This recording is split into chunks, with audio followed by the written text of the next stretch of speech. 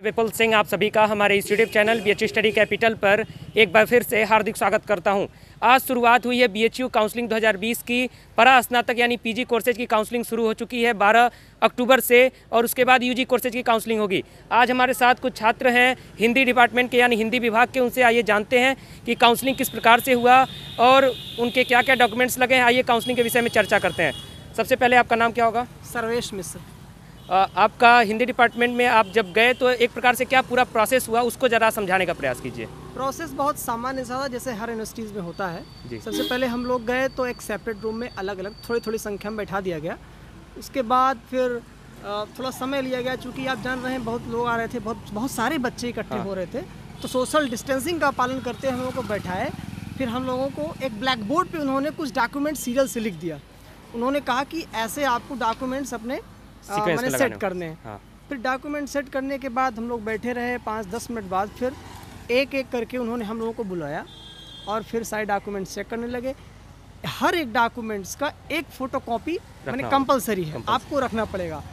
कुछ उसमें विशेष नहीं है, जैसे कि हाई स्कूल इंटर की मार्कशीट। हाँ। और सेकेंड ईयर थर्ड ईयर तक जहाँ तक आपके पास सेमेस्टर वाइज मार्कशीट है वो। हाँ। और अगर कास्ट सर्टिफिकेट अगर अप्लीकेबल है तो वो। हाँ। और अगर आपके पास आय प्रमाण पत्र है अगर अप्लीकेबल है तो वो।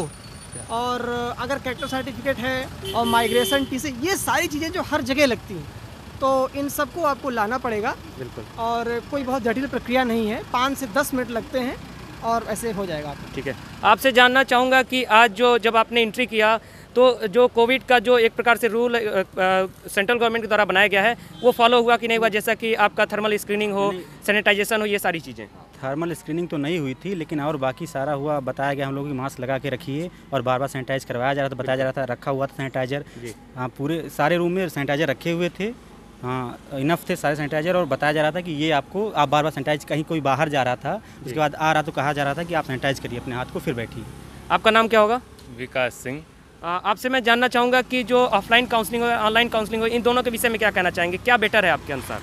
ऑफलाइन काउंसलिंग जो बच्चे इसी क्षेत्र के हैं, जो बनारस, गाजीपुर, बलिया के हैं, उनके लिए ऑफलाइन जो है प्रक्रिया बेहतर होगी। और जो बच्चे दूर के हैं, दूर दराज जो बिहार के हैं, किसी अन्य प्रदेश के हैं, उनके लिए ऑनलाइन प्रक्रिया सही रहेगी। और इसलिए क्योंकि जो नज़दीक के हैं वो यहाँ आके करा लेंगे, इसलिए कि ऑनलाइन जो कराएंगे उनको बाद में फिर ऑफलाइन कराना होगा। तो इसलिए जो बच्चे नज़दीक के हैं वो ऑफलाइन कराएं और जो है कोविड का पालन करें, और जो बच्चे दूर दराज से हैं वो ऑनलाइन प्रक्रिया कराएं। दोनों ही सुविधाएं जो है यूनिवर्सिटी द्वारा दी गई हैं, तो उनका जो है सारी प्रक्रियाएं जो भी सुचारू रूप से चल रही हैं। बहुत बहुत धन्यवाद।